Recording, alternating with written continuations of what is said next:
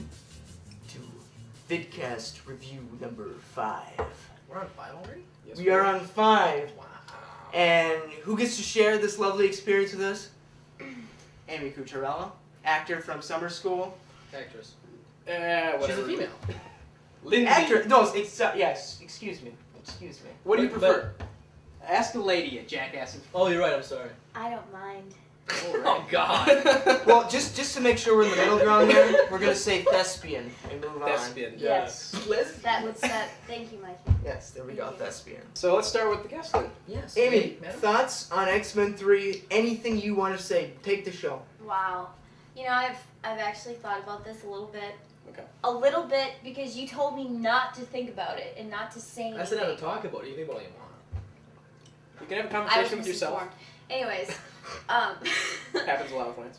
and Go ahead. can I talk? Yeah. This is how the vidcast goes. This is what happened on set. So you thought about it? Yeah, I thought about it, and the first thing that came to my mind was, I think, how hard it is to make these kinds of movies. So the first thing, I just thought the actors nailed it. And having not seen the first 2 movies, You haven't seen the first 2? I haven't Oh, seen them. God. Madness. Okay, now, surprising, because one of my thoughts about the movie was that it did hold up so well because of the other 2. Yeah. If this were the first X-Men movie, I don't know how understanding I would have been of it. You know what I mean? This third one, it paid off to have such an action extravaganza for the third one because it's like you have these 2 movies that Bryan Singer set up so well, and they're actually somewhat intelligent comic book movies, and then suddenly you have this third one, which is one of the better, just flat-out action comic book movies that I've seen. Like, it stands up as one of the best. I'm the only comic book nerd of the group, I guess. So Yeah, I've actually read the original stories and. The only thing I did was collect the X-Men cards Well, when I was a youngster, so it was cool to see multiple, man. Woo! One thing I didn't like about this movie that I don't know how they would have changed it, but was the fact that the combination of the Dark Phoenix story and the Cure story ended up kind of crushing the Dark Phoenix story too much. You know, like she sits on the fence the whole movie. She spends the final big battle standing, like, and there's no. The only problem is that was bad. I think it was actually I believe it was Brett Ratner's fault. He didn't have a shot of her thinking about it or worrying about should I kill these people or anything. She just is a blank face floating in the air, and it was no. Yeah. And then she reacts, which was the weird thing. It was a very scripted moment, but I didn't see a lot of it actually come in. Like No, you did. I know, was it's- surprised to see some of them. pass away. after 2 movies, you expect certain people just to always be around, and they'll maybe recast later for another movie, but actually killing off or demutinizing certain people was just a great idea, I think. Oh. But that's what I was talking about, was that just coming into it, I could feel sympathetic for the characters who died, and I felt bad for the kinds of relationships that were lost. Yeah, I thought that And was done coming pretty in well. and not yeah. seeing it, those are the things I'm talking about, when you don't really appreciate these kinds of movies until you see a really bad one, right? Yeah. I mean, This is by no means the a bad movie. dialogue isn't No, it's not. meaty. No, It's no. not. It's like doing summer school. There's not a lot there, you know. But Hey! But No. That's, No, it's Mikey, fine. help It's me out fine. here. No, it's fine. I hurt his feelings, Just a little. and I'm sorry. we're Constantly. We not don't care we're about not Lance's making feelings. Shawshank Redemption here. No, but I that's, missed that memo, you fuckers. Lance, keep drinking. shut up. Pretty much. Multiple Man didn't. He only showed up twice, really. No, but But he was used very Yes, effectively. they were See, using. that's the thing with Kill, because like Angel has basically 2 scenes. Yep. Colossus Three has scenes. 1 really great scene, Yes, 3. but basically 2. The 3rd scene wasn't really a scene. Like the actor, he's a fucking awesome actor. The guy that plays Angel. the guy in Hostage, Yes. freaking smoking. He's really, really good. Yep. And like he has, 0 3 screen time. scenes with lines. Yep. And they're minimal lines. Mhm. I thought he was underused not only as an actor but also as a character series. Well, if you haven't read the comic books, if you're growing up at our age, you probably saw the cartoons, which Yeah. had tons of the characters that you would notice, but they didn't get used. So. I can kind of see where you guys are coming from with the whole, there's a lot of different characters, and there's it's like you want to see more touched upon each character, but for me, like in a movie like that, I just get excited just the fact that they bring them in. Almost all the entrances of the new characters are so well done. I love a movie that introduces new characters has to have amazing entrances, and the way they introduced Multiple Man, the way they introduced Juggernaut, Angel. was it, and Angel even. Yeah, Oh, it was very just nice. It was fantastic. It just made me so excited. I'll tell you right now, I was it's freaking smoking, but I love it when action movies, when they can have a mean spirit underneath them. Like where you just don't feel safe. A bad action movie is a politically correct action movie. I don't think any action movie can be politically correct. I think it's just got to be just all out. Anything goes. Anything can happen. That's when I am most entertained. That's why I like Swordfish, because he gets away in the end. I didn't like Swordfish anyway. No, but I like we're talking about like the fact that like it doesn't have the happy ending. It might not have been like a great film, but he gets away in the end. No, but see, I'm not necessarily. I don't mind happy endings either. Like a movie can still be like have some real visceral elements. I'm trying to find some common ground with you, but if you want to blow up the shit out of the water, fine. Maybe I just refuting. It's a rebuttal. Now check this out. I like I didn't need a rebuttal. I was agreeing with you. Maybe we should move on to the ratings. No. I just gotta finish what I'm saying. Move us along. In any case, I like an action movie that can have a happy ending, that can be hopeful, but at the same time, it can have elements of kind of like this mean spirit, this almost visceral nature to it, where we don't feel safe. That for me, that's entertaining to me. It brings in a certain reality.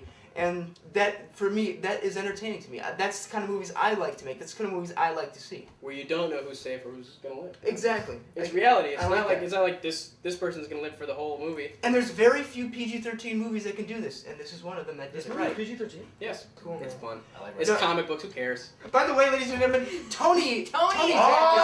Tony's here. Oh, the camera's gone.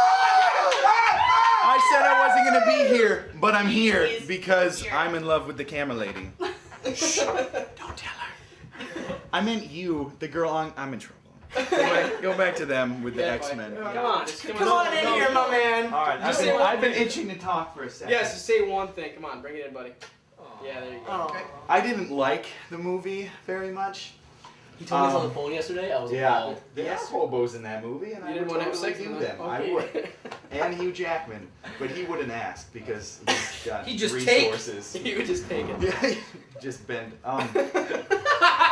Yesterday I hated the movie. Today I just disliked the movie.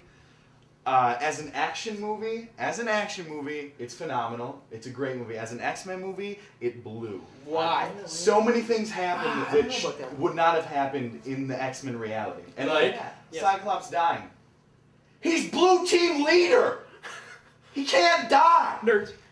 Ah! These two just geeked out. Yeah! I'm sorry.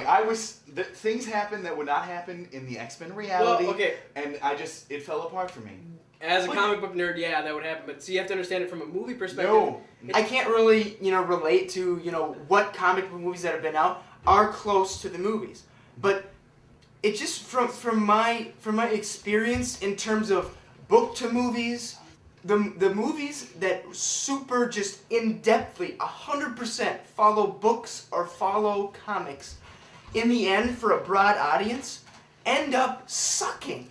And like when they can actually step outside the bounds a little bit and say, we are making, like Bryan Singer or Brett Ratner and say, I'm going to make my movie, but I'm going to make it in the X-Men world sort of thing, that we can reach out to this audience for a better, for more people to experience, Yeah, I a film. agree. That's great. And if you That's stay great, till the but end do credits, not- you realize no one can die. Yeah! Isn't Cyclops? I did not stay to the end credits. Do that. Oh! You idiot! I heard about it an hour after I saw the film, and I was like, oh my god, I need to go back. So I'm going to see it again tomorrow. A But- movie you dislike. Even though you hate it. I have to see the end All right, credits. Ben, gotta see that. start out the ratings. Yeah. Take it away, my man. They're very good comic book adaptations. They bring them into the reality without bringing in the weird spandex suits and all that stuff, But this third one, I'd probably put it like a 7 or a 6. I'm not sure, but 6.5, I guess. Just because, like I said, there's too much stuff. There's too many new characters. There's two big plot points that should have just been one single movie each. But I do enjoy it. Like I did really enjoy it. It was a good action movie. So I'll bump it up to a 7 just straight. If you've seen the first two, you'll enjoy the third one especially. And otherwise, just get them when they're a box set. You know, it's a really good movie. It's a really good trilogy. It's a really nice ending to the trilogy, I think. It is a good trilogy. Like, okay.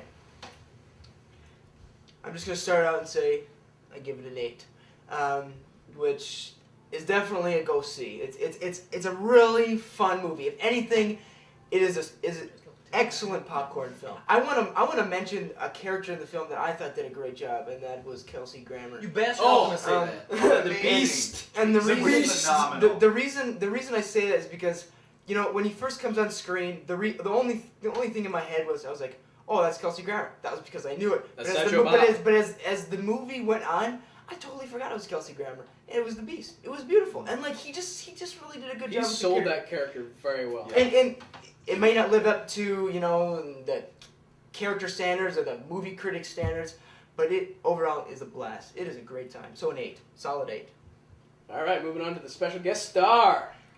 I'd have to give it a 7 actually, which is really good for me, just to put that out there. I think that not having seen the first two, I don't usually do that. I don't really like to go see a sequel without seeing the original. Exactly. I gave you plenty But- of time. You had time.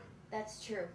But anyways, I'd have to give it a 7 just because I thought that it like you said, Mike, it was really intriguing, and I just thought that it held your attention. The characters are fun to watch.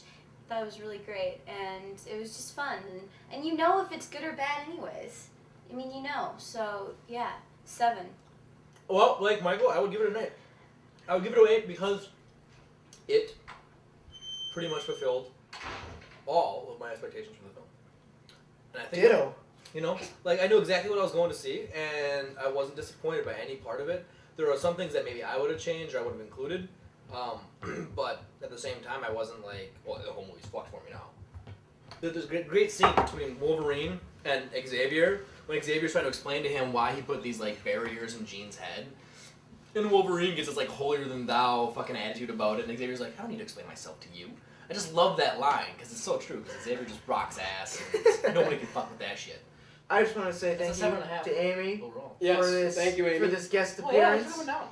This was great. All the way from California. And Tony for She's here all appearing summer. from Canada. He teleported here like Nightcrawler. He's a poof. I wasn't performing. That was pure bestiality. Get it? I don't think anybody got it. They're not laughing at me. Okay, I'm rolling out of the film. We gotta shoot in Mexico now. Wow. That girl's hot. God, got it. You boys like Mexico?